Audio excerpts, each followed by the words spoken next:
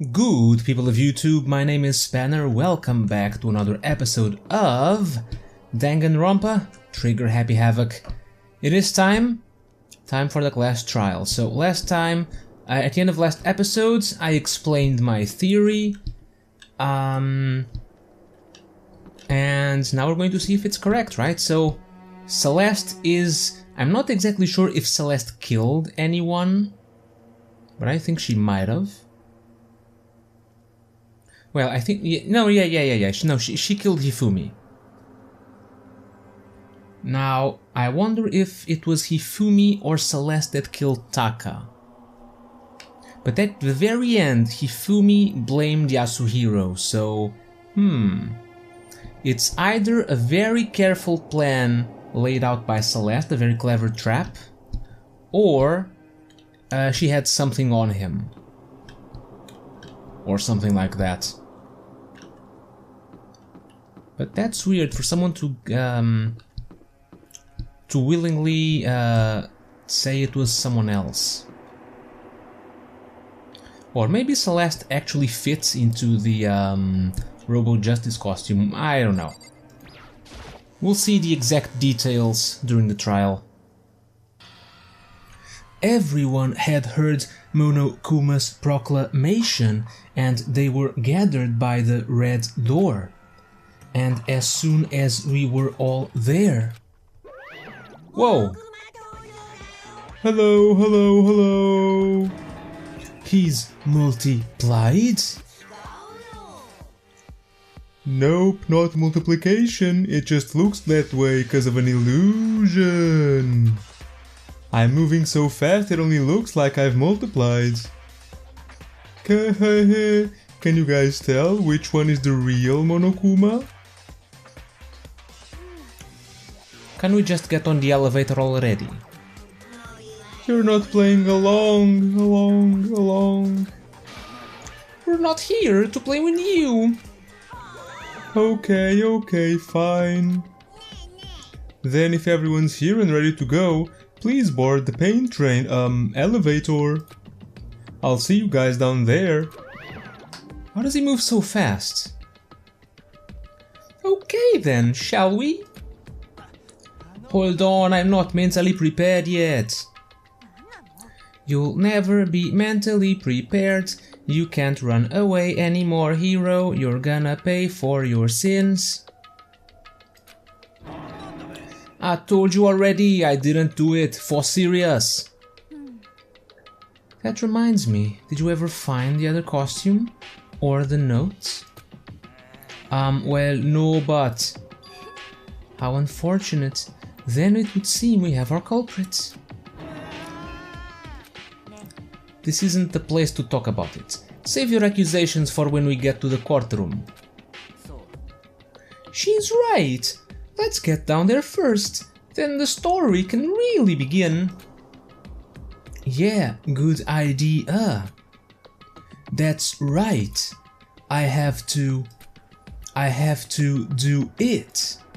I can't let whoever killed Hifumi and Taka get away with it. For everyone who's still alive. And for the two that lost their lives.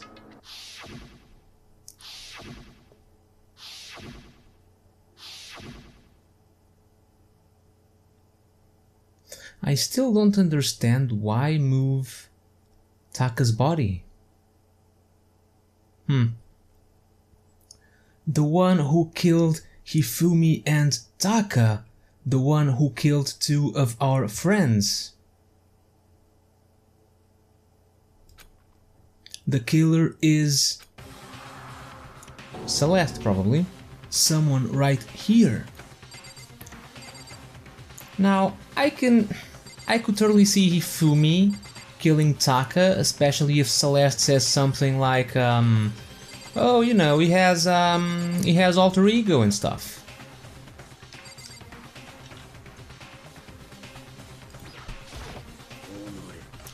I don't like Monokuma's carefree attitude. Were you listening? Wait till we get to the courtroom to begin your arguing. Let's hurry up and go so we can make Hero pay for his crimes. You know, at this point, I would assume you wouldn't be so quick to jump to conclusions. Since, you know, every time someone says, oh, he did it, he's totally the culprit, it turns out someone else did it. It would appear the culprit has been confirmed. This trial will be over in no time. Oh, I'm gonna bring you down, Celeste. The story begins when we get down there.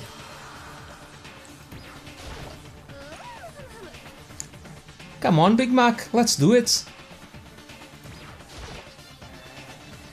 Ah, it wasn't me, you gotta believe me.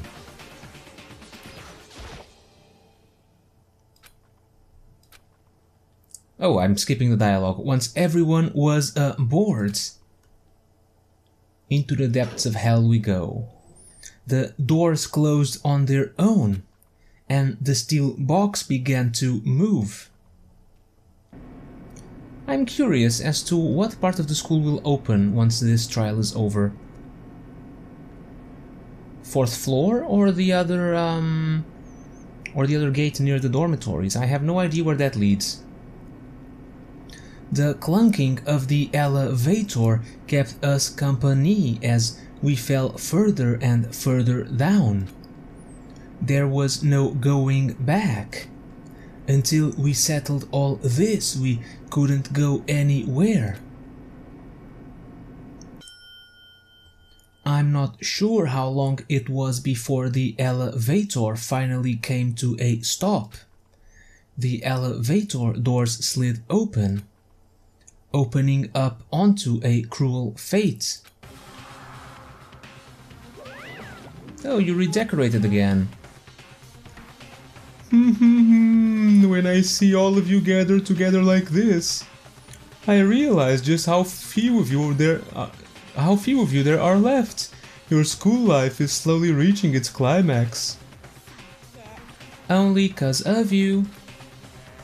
Why are you making us do such cruel things to each other? What? Do you really hate me so much? But I'm so cute. Stop goofing around and begin the trial.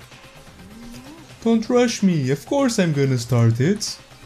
I would never be like, stay tuned for the action-packed class trial after this commercial break.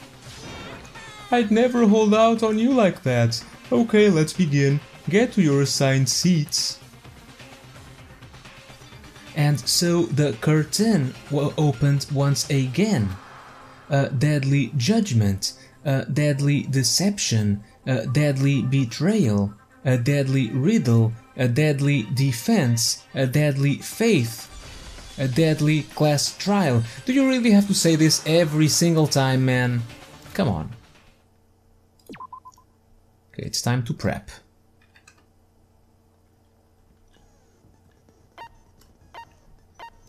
Okay, I think I remember everything, but we have new skills, right? We have menacing focus. Increases the focus gauge by 5, effective during the class trial. We have cool and composed, steadies our aim a little. Oh, so many skills and we have so few of them. Neural liberation. Focus gauge decreases more slowly, so we increase the gauge, the focus, and it decreases more slowly. And melodious voice. Increases damage to the opponent when a statement is destroyed, effective during the bullet time. Okay, so let's review the truth bullets. So we have the file. The file has nothing. It only says the cause of death for each was a blow to the head. Both killed with a similar weapon. There was a blue tarp found in the repository under Kiyotaka's lifeless body. It was used to move Kiyotaka in order to avoid leaving any bloodstains. Yeah, this was in the equipment room. That's where all the tarps are. And the dolly. The dolly has blood on the wheels. And it was also in the equipment room. So blue tarp and dolly probably used to move the body. To make it easy to move and to don't leave any bloodstains. Except on the wheels. Hifumi's glasses. Hifumi's glasses were stained with blood when we found him dead the first time, but they were completely clean when we found the body the second time. Who would have cleaned the glasses and why? Hifumi, of course, because he was alive. He faked his own death. That's why he cleaned the glasses, so he could climb up to the 3rd floor and move the body, perhaps. We have a spotless hammer, apparently been recently washed, found in the repository, the murder weapon for Hifumi that Celeste washed. The repository door can only be locked from the inside, so that means whoever killed Hifumi locked the door, or Hifumi himself locked the door from the inside. There's a blood stain with drag marks on the equipment room. That coincides with the blood-stained wheels on the dolly.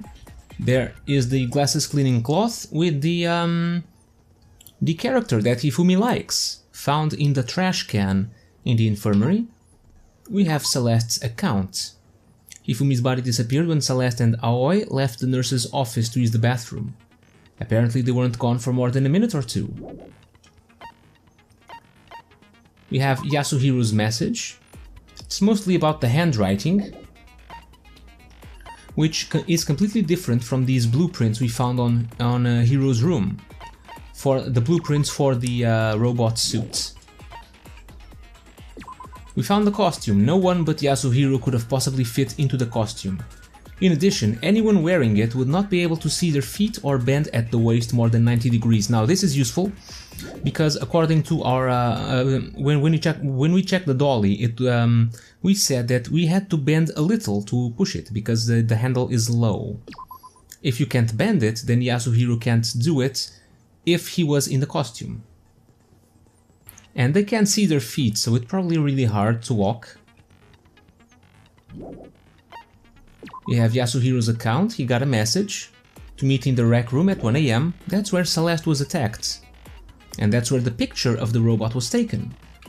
We have Taka's broken wristwatch, with the hands pointing just past 6 o'clock.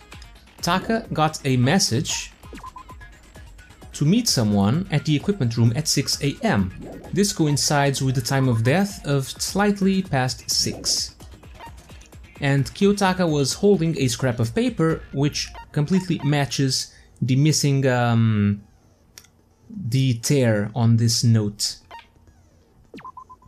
Now this part I'm not sure about. Each student has their own e-handbook, which also acts as a card key. The owner's name is displayed each time the handbook is booted up. It is believed that no handbooks were involved in carrying out the murders this time, but Kyoko mentioned that the handbooks would be involved for something else. It might have something to do with how we found Hiro stuffed in the locker in the pool area. Yeah, so we have 17 bullets. Let's start this thing. In my mind, everything points towards Celeste. If you don't remember why, it's because Celeste is the only one who saw the robot. Celeste is the one who informed us every time there was a major development. And that by itself is extremely suspicious. She found the bodies after they were moved. She told us Hifumi's body disappeared. She told us everything. So let's begin. Let's begin with the basic explanation of the class trial, so your votes will determine the results. If you can figure out who done it, then only they will receive punishment, but if you pick the wrong one, then I'll punish everyone besides the blackened, and the one that deceived everyone else will graduate. Now then, to begin with. I just got a thought, not related to this case in particular, but how would things be handled if someone killed someone in self-defense? Let's say the first case.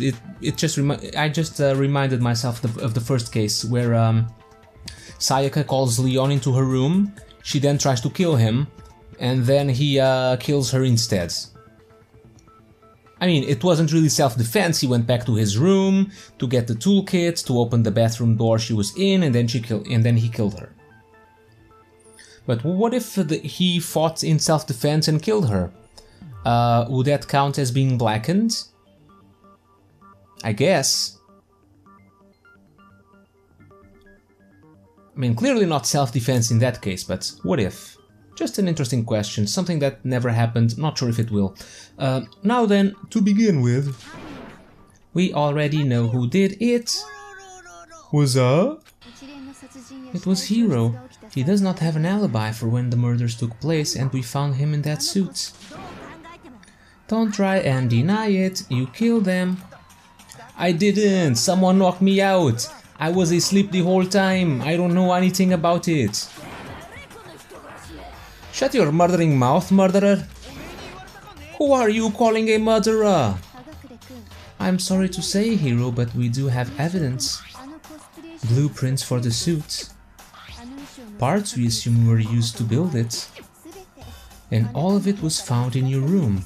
You have to admit the evidence is quite compelling. It points to you as having created the suit and wearing it while committing crime after crime.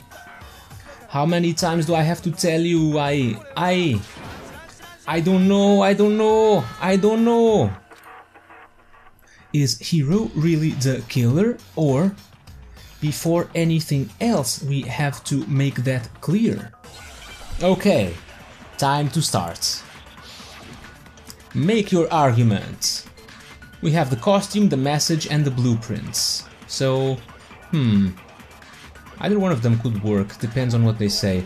Everything we found in your room, the blueprints, the suit parts, they are all proof enough that you are the culprit.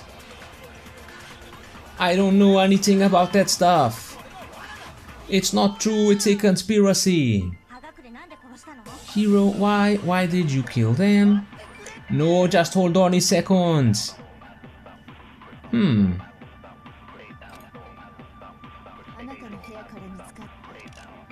I guess the blueprints? It's not proof enough. Blueprints, costume. Message. I could bring up the message. Wait, Yasuhiro's message means the message we got to meet in the dining hall. Okay, that makes more sense. Even though I just reviewed the evidence. Oh yeah, that extra focus is really good.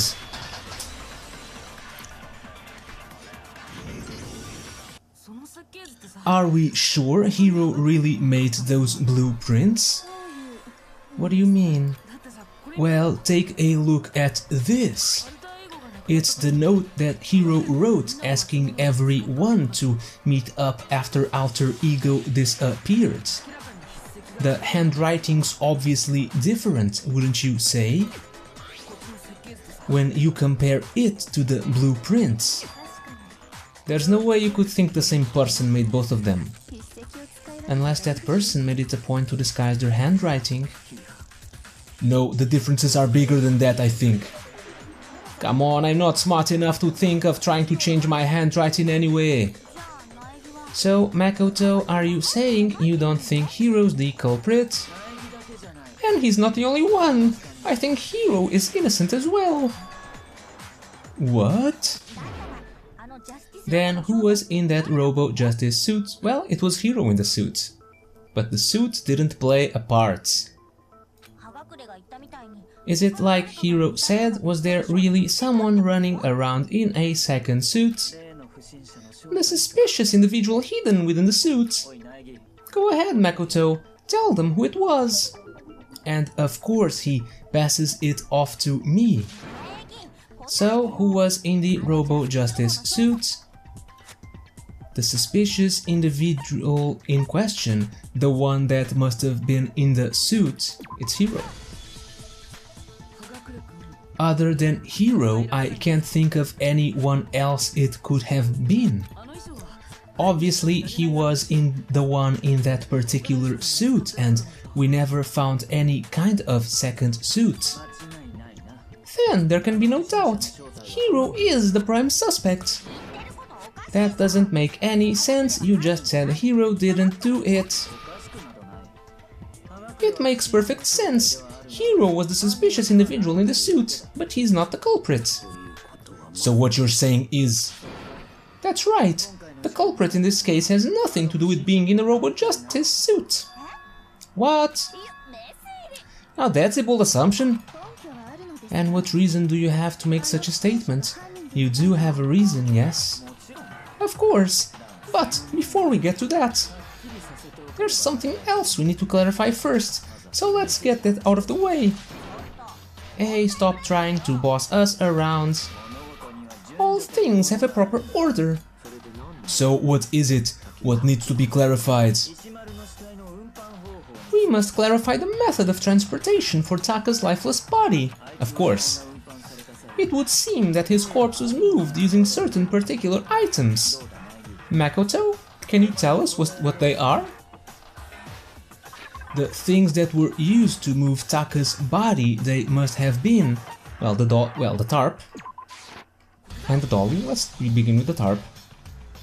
There's still one more thing. Okay, and the dolly. They wore a dolly and a tarp, right? What's with the attitude? So let's see if I can explain. Taka's body disappeared from the equipment room and then we rediscovered it in the repository. And when we found it for the second time, it was wrapped in a blue tarp, right? It was the same tarp that up until then was stored in the equipment room. So the killer must have seen it there and decided to use it when they moved Taka's body. That way they wouldn't leave any blood stains while they were moving it. Okay, that explains the tarp. And the dolly? Same thing. I'm sure the dolly was in the equipment room when we first found Taka's body there. But when the body disappeared, so did the dolly. Later, when Taka's body reappeared in the repository, so did the dolly. In other words, you think they used the dolly to move the body, am I right? But are you sure you are not mistaken? Huh? Are you absolutely positive the dolly was in the equipment room when we found Taka's body? That dolly was made specifically for moving large objects between the repository and the art room. It would be very strange indeed to discover it had made its way to the equipment room. Is it not possible that it was in the repository all along and you simply didn't realize it? She's raised an objection. How do you respond? There is no shame in being wrong. Nobody expects much from you anyway. We have all accepted the fact that you rarely understand what is going on around you. Wow, I've never had anyone sound so nice while being so mean, but maybe I can change her minds. If I can just explain to them why the dolly must have been moved from the equipment room to the repository. Oh, really? A new element? Okay, what is it? Let's talk about reloading. Starting with this next bullet time battle, we're gonna add one more ingredient to the recipe. On the bottom of the screen, underneath the tempo marker, you'll see the ammo count. Up until now, there hasn't really been a limit on how you destroy your opponent's state. Oh, it's bullet time battle. Oh, I thought... Huh. But from now on, just locking on and pressing the left mouse button won't be enough to handle them. Now it'll cost you 1 bullet to destroy a single remark. Once you run out of bullets, you can't destroy any more statements no matter how locked on you are. However, you can reload by pressing the tab key.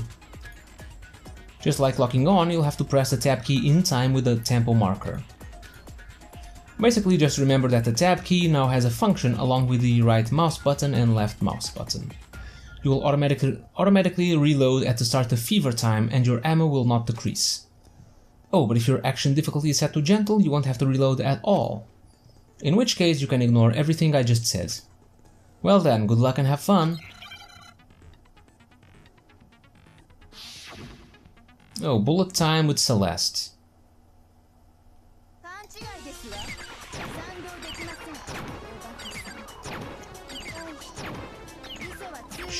lock, lock, shoot, reload, lock, shoot.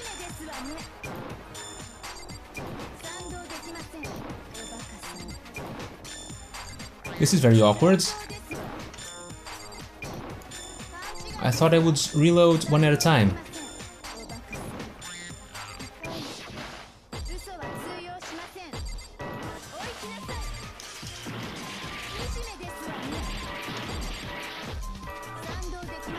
I lost my thing.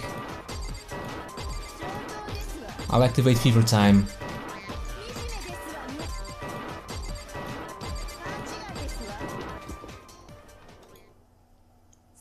Equipment room bloodstain. On the dolly, drag marks.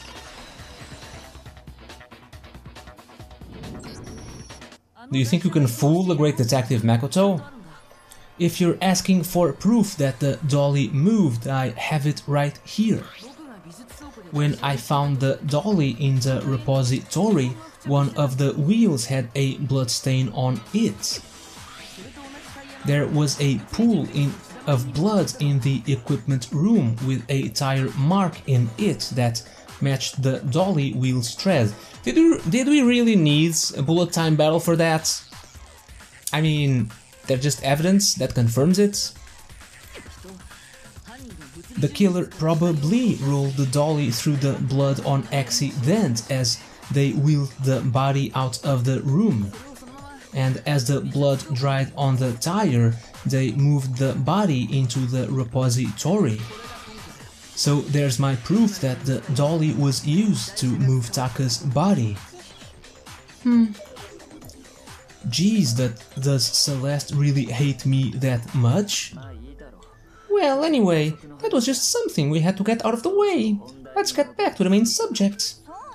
Yeah, the subject of how Robo Justice didn't do it, cause if it's not a killer robot, then what kind of robot is it? I'm not sure that really matters. I'd be happy to explain why the occupant of the suit couldn't possibly be the killer. If you look back on how the body was transported, it will become immediately obvious. If I look at how the body was moved, it'll be clear why the person in the suit couldn't have done it. What does he mean by that? He couldn't bend.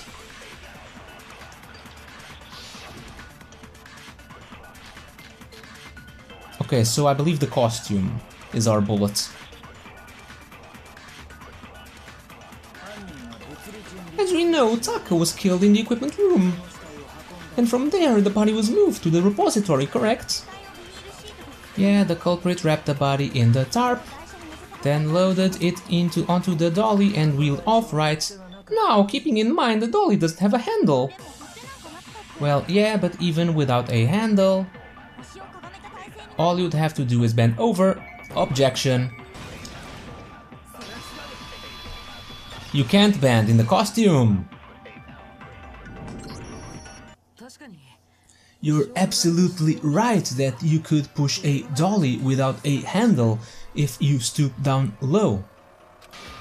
But if you were wearing that suit, do you think you could actually get into a position like that? What do you mean? Think back to what you said when we were all checking out the suit together, remember? I'm blind as a bat in here, can't see my feet at all. I'm surprised you got anywhere in this thing. I'm telling ya, it was a me! And not to mention, you totally can't bend at the waist, seems like a pretty obvious oversight. When you're in that suit, not only can you not see your feet, but you can't even bend at the waist. Am I right about that? Now that you mention it, yeah. It seems like it'd be awfully hard to push that dolly if you couldn't bend over. Well, what's to stop you from simply pushing the dolly with your feet? When you can't even see your feet, you really think someone could kick the dolly all that way? Yeah, it'd be totally impossible. Not that I can say for sure myself. On top of that, if you're wearing such a rigid, cumbersome suit. It's very unlikely you would have the dexterity to go about wrapping the body in a tarp. Well, I mean, isn't that just a matter of taking off the suit when you're ready to move the body? There's absolutely no chance that the costume was taken off just to move the body, because you can't take it off by yourself. I don't think taking off the suit was an option, if you remember. I don't know what's up with this thing, but I can't actually get it off. A little help. Why would you make something that you can't take off by yourself? I didn't make this stupid freaking thing. There's a clasp on the back that's keeping you from getting it off. It looks pretty sturdy. I don't think you can get it off on your own. We don't really have a choice. Let's help him. That's true. It seems impossible to put the suit on or take it off without help. Then you really can't take it off by yourself. Hiro wasn't just making it up. Of course I wasn't making it up. If he could have gotten it off by himself, I don't think he would have let us see him wearing it. Showing up in the suit was basically an invitation for everyone to suspect him. Yeah, that's right. So it's really true that Robo Justice couldn't have moved the dolly. To be clear, whoever did move the body, it couldn't have been Hiro in the robot suit, correct? No, wait, just a second, if you please. Have you forgotten about the picture that I took? You all got a good look at it, did you not? The image of Hifumi being dragged away by Robo Justice. If whoever was in that suit is not the culprit, how do you explain that? Well, Hifumi is the one dragging Robo Justice, not the way around. Besides, do you remember what the now deceased Hifumi said? How did you get hurt?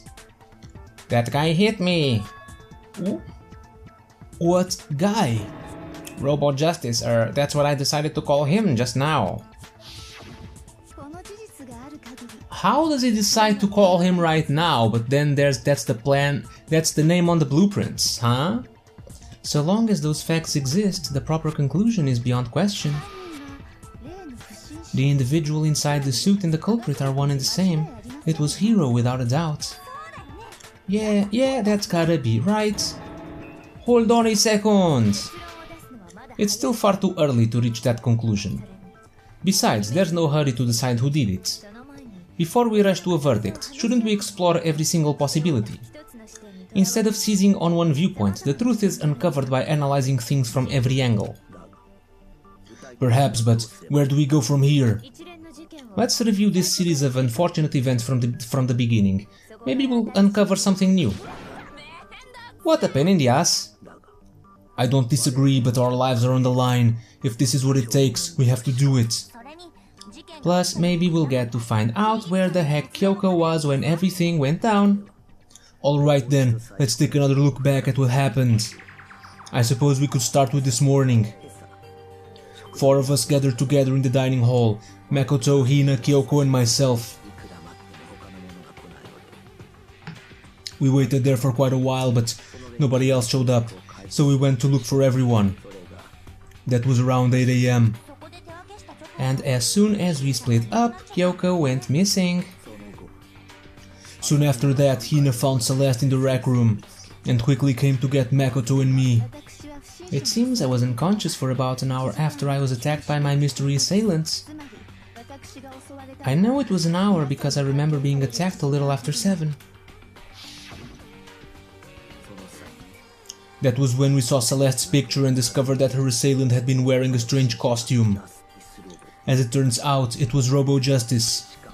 It also soon became clear that this same Robo Justice had abducted Hifumi. We were soon joined in our search by Byakuya and Toko, and we went on to find Hifumi in the library. He was injured, so we took him to the nurse's office and resumed our search for the suspect. But not long after leaving the nurse's office. What's wrong? I saw a shadow, something moving around at the top of the stairs. When Celeste told us that, we decided to split up and search the second floor.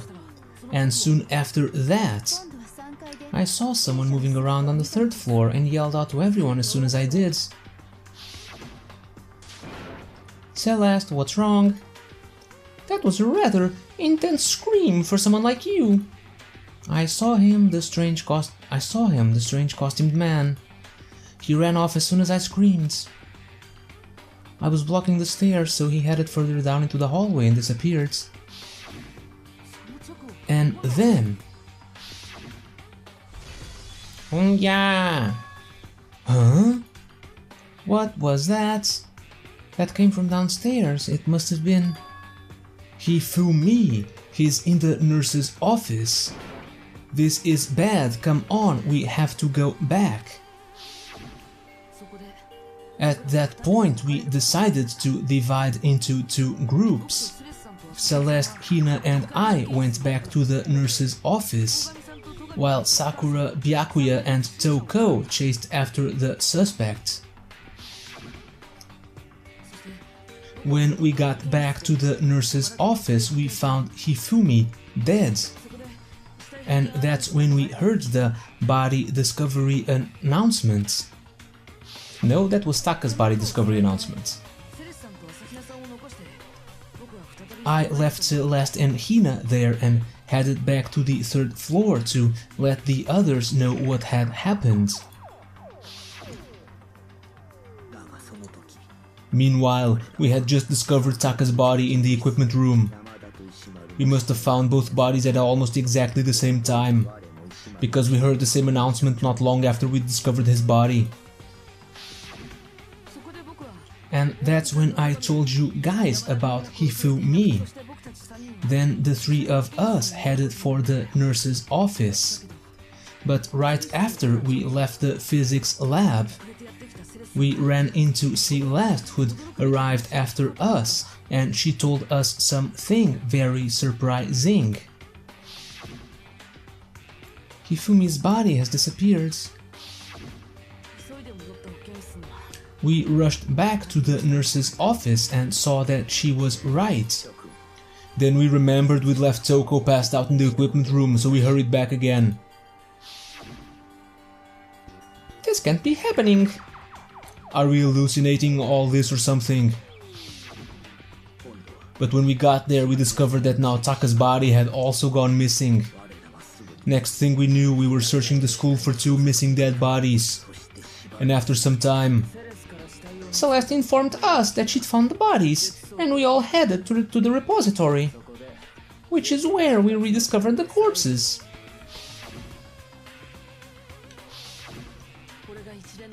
I think that about covers it. I see. The whole thing sounds exceptionally complicated. It certainly seems to me that these are not a simple series of connected events. Okay, well, if that's true, then what? Rather than a single series of events, I think we have to consider each murder a separate situation. And from there, we can uncover the contradictions surrounding all of them. Now then, let's get started, beginning with what happened to Taka. The contradictions hidden in what happened to Taka. In order to uncover the truth of this case, I have to find them no matter what. Okay, I'll also have to keep in mind that Broken Wristwatch, Monokuma File 3 and Yasuhiro's message. I think the wristwatch might be the one here. So, regarding Taka's death. I wonder if he died before Hifumi, or perhaps it was after. We already know what order they were killed in. Taka came last. What makes you say that? Because of the numbering of the Justice Hammers. It's true that Hifumi was killed with Justice Hammer 3, while Taka's death came from a swing of Justice Hammer 4. See, so it's obvious Taka came after. Okay, wristwatch, file and message. So I think it's the watch we need to use.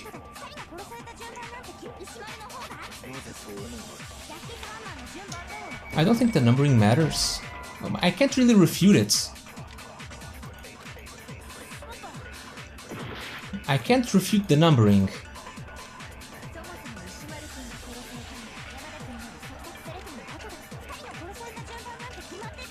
Maybe it's the message? No, Yasuhiro's message is the notes. So it must be the watch. There's not a lot I can...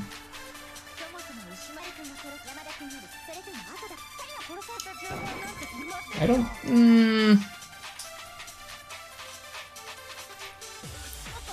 It's not the watch.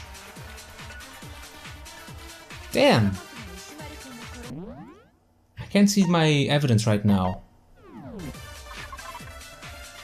Oh, I can. Okay.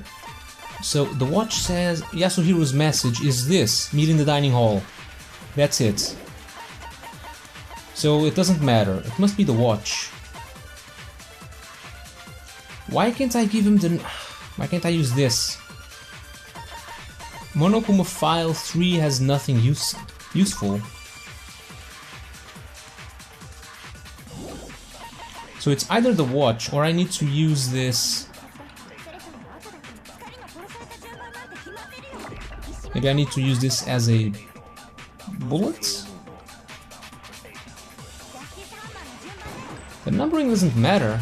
Or I guess this was it.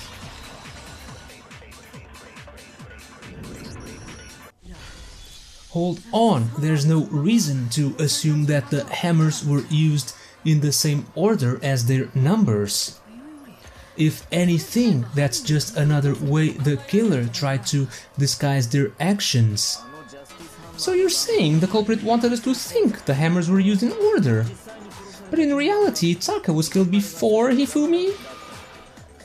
Okay then, let's see the proof. Evidence that proves Taka was killed before Hifumi. Well, there is something. Oh, it's this. Hangman's Gambit. Okay, is it 4 letter? Oh, okay. That's a really long... That's a really long words. Let's see. Wrist watch. Yeah, wristwatch is perfect.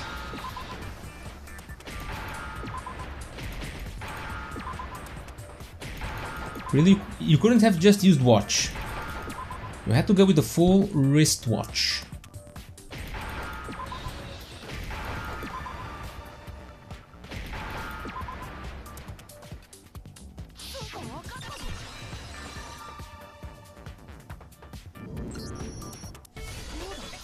I've got it! Taka's wristwatch. See, look. It broke with the hands pointing just past 6 o'clock. It must have gotten broken when he was attacked by the killer, because as of last night. Hey you, how long were you gonna keep us waiting? Taka's irritated voice pierced the air as he stared pointedly at his wristwatch. It's almost 10 o'clock, you know that. Bad time for all the little boys and girls. So if it wasn't broken after 6 last night, then he must have been attacked around 6 this morning. And that would be his official time of death. But if that's true, then he was killed well before Hifumi. And before Celeste was attacked this morning, which happened around 7. That's right, Taka was killed before any of the other incidents took place. That simple fact slipped past all of us. Hey, don't lump me together with you lot. I have this all figured out. All of it. Kind of. We made the wrong assumption about the order of events, all because of those justice hammers. That's exactly why the culprit wrote the numbers on each hammer and had them increase in size. That way, when we saw how they were used in each incident, we'd easily make that wrong assumption. Now, if Taka was killed around 6, then everyone's alibis for his murder go out the window. Because when he was killed, we hadn't met up in the dining hall yet. That may be true in the case of Taka's murder, but all of our alibis still hold true for Hifumi's death. That's right, with him at least we're all safe. Hongya! Huh? What was that? Man, do we really need to watch the same flashback over and over? That came from downstairs. It must have been Hifumi. He's in the nurse's office. This is bad. Come on, we have to go back. When we heard Hifumi screaming, we were all together except for Hiro and Kyoko. Then we all ran down to the nurse's office and that's where we found the body.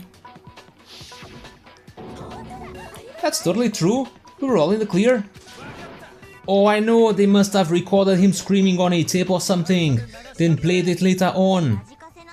If that's true, where's the tape? I don't know. Don't just go making stuff up. Anyway, we all have rock solid alibis for when we heard Hifumi scream. Since all of us were there together, clearly none of us could have killed him. And it does not stop there. There was also the moment when we discovered his body had disappeared. When his body vanished from the nurse's office.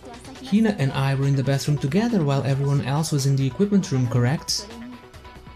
And then there's the disappearance of Taka's body from the equipment room. At that time, we were all gathered together in the nurse's office because of Hifumi going missing.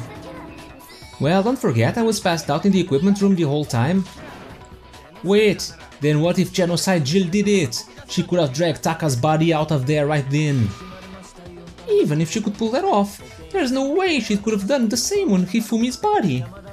Because as we just established, she was passed out in the equipment room when his body disappeared. Besides, I didn't do either of them anyway.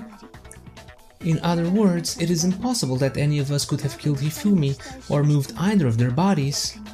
On the other hand, Hiro and Kyoko had disappeared, so they most certainly could have done those things. So what now, Kyoko? For now, we can't get fixated on who did it, or we'll just keep going around in circles. So instead of who, I propose we start talking about how. In particular, I think we need to figure out how Hifumi's body got moved. That's true, we searched everywhere, but we couldn't figure out how to explain his body disappearing. And according to what Celeste said, we could not have been gone for more than a minute or two though. So then the killer was able to get in and move Hifumi's body in that short amount of time? It would seem so. His body apparently disappeared in the 1 minute her and Hina took their eyes off of it. But to carry that much weight from the first floor up to the 3rd in that short amount of time. Oh man, yeah, there's no way, it'd be impossible. Well, what if I told you there was a way to make the impossible possible? Yeah, he was alive, I know. What? How? If the dead body were to move itself. Huh? Can I play as Kyoko, please? The dead body moved on its own? No, not another ghost. I don't think it has anything to do with the occult. I think what she's implying is... we thought Hifumi was dead, but perhaps in reality, he was still alive. He was alive? Are you saying Hifumi wasn't carried out of the nurse's office but simply walked out on his own? But I mean, we found his body, he was dead. Perhaps he was simply playing dead. That isn't possible. The idea that Hifumi was still alive, is it really possible? It is. And we're going to prove it with the cleaned glasses. Or maybe not. Celeste's account maybe. Are you saying that when we first found Hifumi in the nurse's office, there's a chance he was really still alive? No, it is impossible. Hifumi was dead without a doubt. And you know that how? Surely you heard the body discovery announcement along with the rest of us. Hifumi's dead body had been found. And that is when the announcement was made. Why the announcement?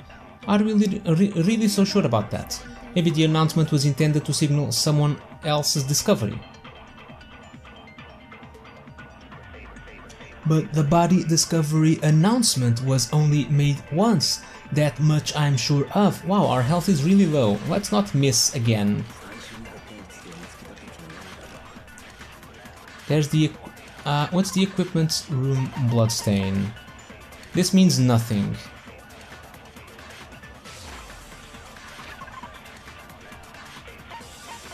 Maybe I'll have to use something as a bullet again. He was actually still alive. I didn't get it. Hifumi's dead without a doubt. Hifumi's death. I can't read that.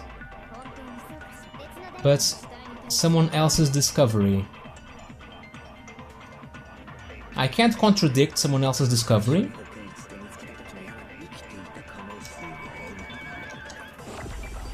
He was actually still alive.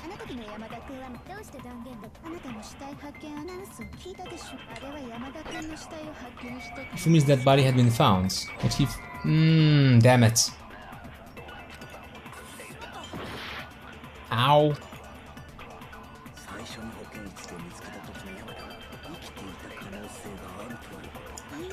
Maybe it's Hifumi's body is alive? Hifumi's dead body had been found. Someone else's... I can't contradict that. No. It's silly. I know it's silly. I'm almost dead. The bloodstain tells me nothing. Celeste's account only mentions when she went to the bathroom, when the body disappeared, so it's not that... No. Well, we're dead. Well, let's see what happens when I fail.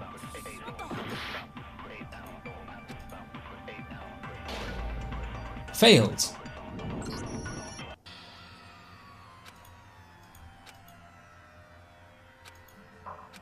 Okay, and which person do they vote on? Oh, it's what? It's me.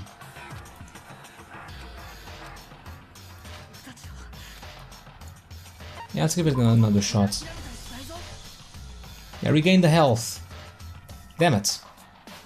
Not getting a nice score this time around.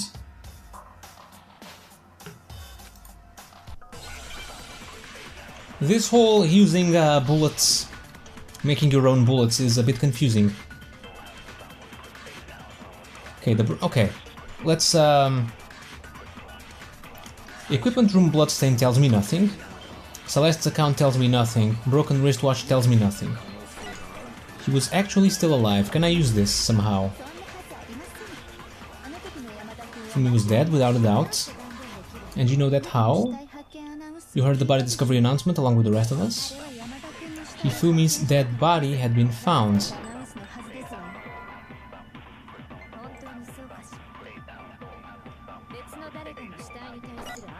Someone else's Can I use this? Ah! I can use a bullet. And okay, I thought I couldn't use... I thought these special bullets would disappear once it looped over, once the thing looped. Okay, so that makes it a lot simpler. No, it was someone else's discovery. That's good to know. They probably explained me that last time, but I hadn't had a situation where it applied, so didn't remember that. Was the body discovery announcement that was made really intended for Hifumi? Of course it was. The announcement played right after we discovered his body. Maybe, but that was also the same time that Taka's body was found. That's right. It wasn't long after finding his body that we heard the announcement. So there's a good chance we've made a mistake in there somewhere. I think we've confused whether the announcement was for Hifumi or Taka. First of all, if two bodies had been found, there really should have been two announcements. Maybe Monokuma simply got lazy and rolled them together into one. What do you say, Monokuma? Any comments? Well, it's a very sensitive issue, so I can't go into much detail. But what I can say about the body discovery announcement is that it's only broadcast when 3 or more people find the dead body for the first time. That didn't answer our question, man. We're asking if you're a lazy bum. No, actually, that was plenty. There was a body discovery announcement when we found both bodies. Huh.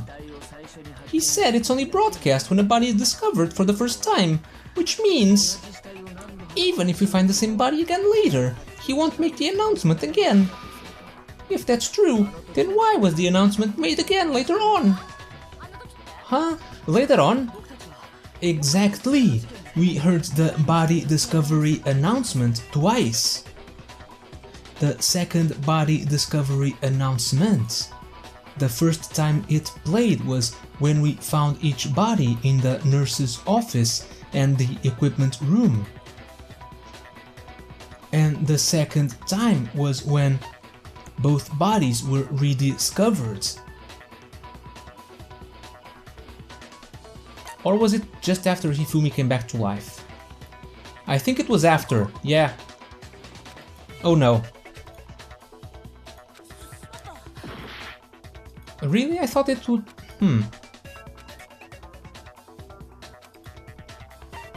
Okay, I thought it was after Hifumi came back.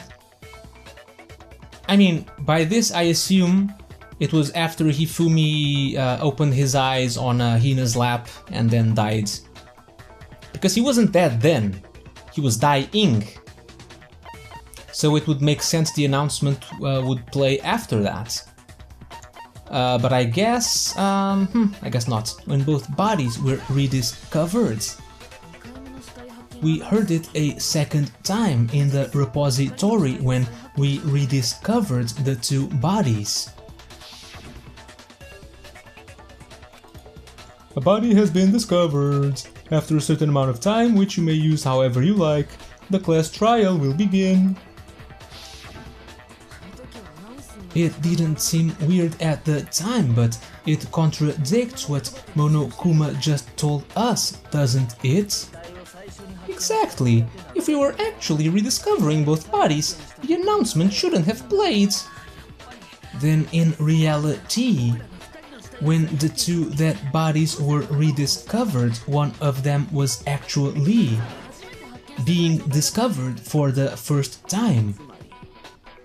So when we found Hifumi the first time in the nurse's office, he wasn't actually dead yet. Meaning he wasn't actually found dead until we came upon him in the repository. And that's just part of it.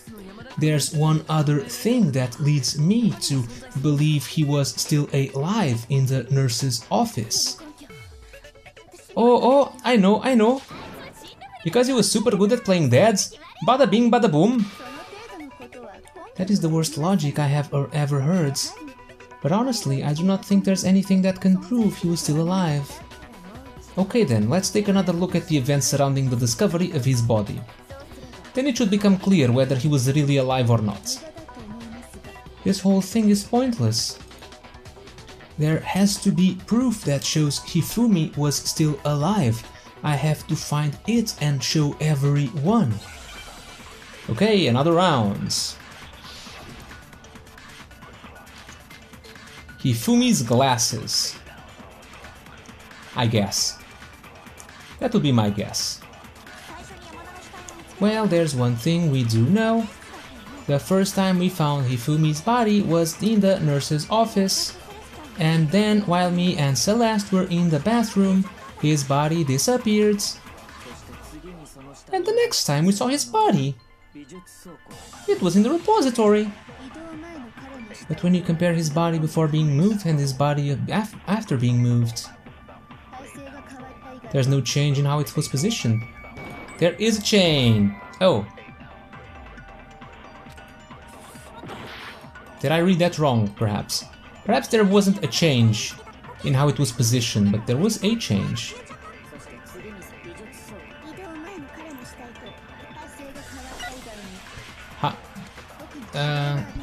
There is no notable difference. Oh, besides the change with how the body was positioned. I see, I misread that. Or I misinterpreted it. In fact, that there was one clear difference between Hifumi in the nurse's office and the repository. His glasses. That fact alone proves that he was only playing dead in the beginning. Perhaps you'd like to fill the rest of us in?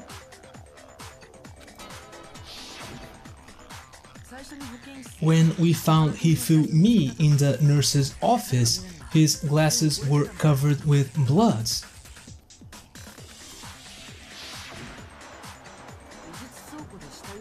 But when we found him again later in the repository, they were spotless. And I found the item he used to wipe them clean in the nurse's office trash can. The evidence I found in the trash can in the nurse's office was... I mean, you just told us you found the evidence, you can't remember it?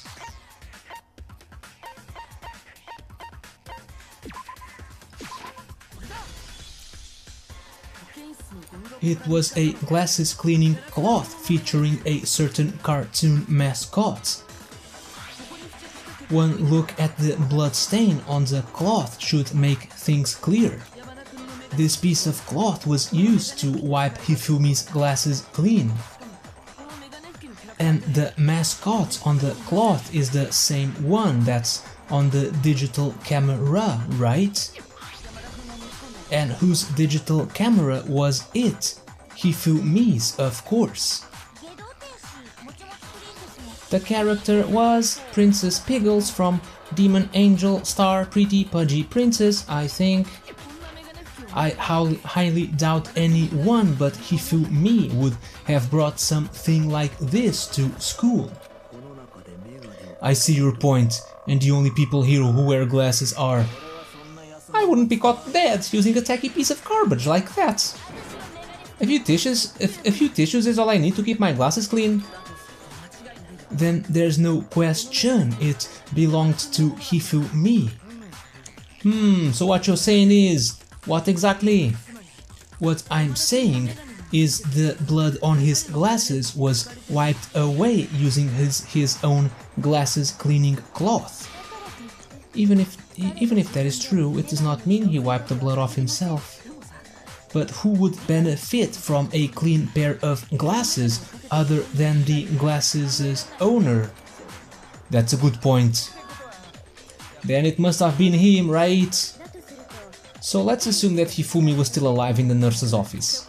He pretends to be dead. Then when he's alone, he wipes his glasses clean so he can see. Then he stands up and walks out on his own 2 feet. And with that, the impossible task of moving his copious corpse becomes possible, wouldn't you say? But then if he was just pretending to be dead... What was with all that blood? Was it paint or something? The fridge in the nurse's office contains packs of blood for emergencies. He probably used one of those. He figured if he was gonna play dead, he should go all out, so he just dumped it everywhere. But he got crazy with it and had to wipe his glasses off when he was done. God, what an idiot. And if Hifumi was still alive at that point, the disappearance of Taka's body is easily explained. It should be perfectly obvious who must have moved Taka's corpse. The one who moved Taka's body was Hifumi. It could only have been Hifumi. While we were all gathered in the nurse's office, he went to the equipment room and took Taka's body. That also explains how the door to the repository got locked. The door was locked. Well, after the bodies disappeared, we all went looking for them, right? So me and Sakura headed for the repository. But when we got there, the door was locked. And the repository door can only be locked from the inside. Which means when Hina and Sakura got to the repository, someone was already inside. And it could only have been Hifumi, who just finished stashing Taka's body there. He convinced us all he was dead, and when he saw his chance, he dragged Taka's body to the repository. So Hifumi wasn't just another victim in this case, he was one of the assailants. But that means he took part in the murders. I just can't believe it. If you're having trouble, would you like me to show you one more piece of evidence? There's more! Oh, absolutely. The single biggest fact pointing to his involvement has yet to be revealed. You know what I'm talking about, right, Makoto? The item he took off of Taka's lifeless body. The thing that Hifumi stole from Taka, could it be? Here we go.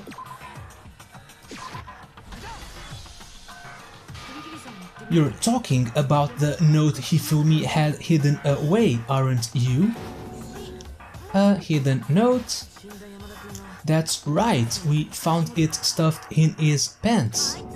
What, in his pants? Yes, his pants. Okay, well, forget about the pants for now. Take a look at what the note says. I found a hole maybe we can use to escape. Monokuma can't find out, so don't tell anyone else for now. Let's meet in the equipment room at 6 AM. Ah, that's the note I was telling you about. The one that told me where to go. Huh? Wait, this one's a little different. In my note it said, Monokuma can't find out, so don't tell anyone for now. Let's meet in the rec room at 1 AM. I see, then this note isn't the same one Hiro got. It's not the same. In other words, the killer got in touch with another person besides Hiro. And that person could only have been Hifumi's pants. I mean, really? Taka. That's right, Taka. The killer used this note to draw out Taka and murder him. Hello, over here, objection, objection. I don't really understand what's going on, but Hifumi had that letter, right? So whoever wrote it wasn't drawing out TikTok, they were drawing out Huffy? Just to be clear, TikTok is Taka and Huffy is Hifumi, right? Ah yes, why must you ruin it every time? Man, Genocide Jack is seriously scary, but still, I can't let her get to me. Why can't I just show the other piece of evidence? Oh, there's a lot of bullets now. And I don't think any of these matter. Huffy had the note, right? And the person it was intended for? Must have been Huffy. But remember what the note said. What time did it say to meet? 6 AM, I believe. The time doesn't matter. The note has nothing to do with TikTok. But that's the time of death. We could just show her the piece of paper which matches perfectly. The scrap of paper. No, there's absolutely is a connection. What? What the hell are you talking about? The note said to meet at 6 AM, which is the same time Taka was murdered. we've already proven that using his wristwatch. But there's more. Look where the note says to meet. The equipment room, right? Which is where Taka was killed, I see. So Taka was murdered at both the time and place written in the note. I think that should be plenty to show that this note was definitely meant for Taka. Well, when you put it like that. No further objections, kya ha ha ha ha ha. Then someone used that note to trick Taka, just the same as me. The culprit really is a cold-blooded monster, telling people they'd found a way out. But if they gave the note to Taka, what was Hifumi doing with it? Stuffed down his pants, not less. Most likely, Hifumi stole it off Taka's corpse after he died. Huh? He stole it? Where's your proof? Go ahead, show us. Proof that Hifumi stole the note from Taka. The scrap of paper. When I searched Taka's body, I saw that his lifeless hand was gripping a small scrap of paper. If I'm right about this, the sheet of paper this piece came from is. I knew it. It fits perfectly with the note we found hidden on Hifumi. Why are you only trying that now? These guys sometimes. Then Taka's scrap and Hifumi's note. Yup, they're from the same piece of paper. Hifumi had the note meant for Taka, while Taka's corpse still grasped a small piece of that note. There's only one way to explain it. Taka died clutching the note. Hifumi tried to free the note from his death grip, leaving behind one small scrap. Did I get all that right? That means Hifumi knew the note was important. Exactly, which proves that he was an accomplice in the murder. Whoa, man. Yeah, after seeing all these, Hifumi was super involved in this whole thing for sure. In fact, he was behind the whole thing. In fact, he's still alive. Sorry, no. When we found him in the repository, Hifumi was truly and completely dead. The second body discovery announcement proves that. So then, who killed Hifumi?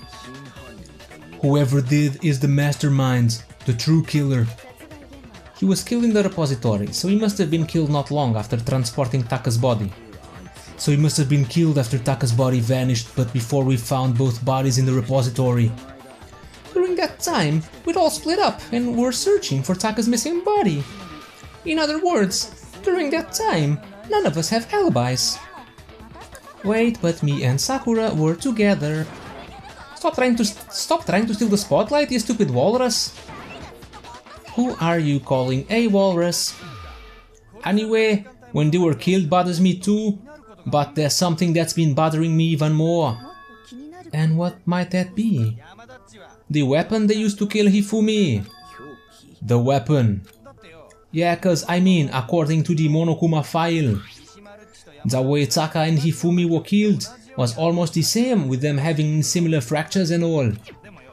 But Justice Hammer 3 and 4 was still laying around in the nurse's office and the equipment room, right? So if Hifumi was killed in the repository, the culprit would have had to grab one of the hammers, kill Hifumi, then put the hammer back where they found it. But wouldn't that be seriously risky for him? I'm surprised. It seems there's some semblance of a brain knocking around that skull of yours after all. Hell yeah, it's packed in there good and tight. He's right though, I don't understand it either. The Monokuma file makes it clear that they were killed using similar instruments. But if the hammers were already laying around those other rooms... So the question is, how could the culprit have gotten their hands on either of the hammers? Personally, I haven't a clue. Yeah, you wouldn't have a clue, right? So which hammer was used to attack Celeste, number 1 or number 2? Those were accounted for in other rooms too, and I don't think either one is big enough to kill someone. Oh, then, is it not possible they use a different weapon? I don't think it is possible. They were both killed with the same kind of thing, right? So then what was used to kill Hifumi? The weapon that was actually used to kill Hifumi. The whole picture surrounding this case won't become clear until we figure that out. Somehow I have to find the truth. Danganronpa.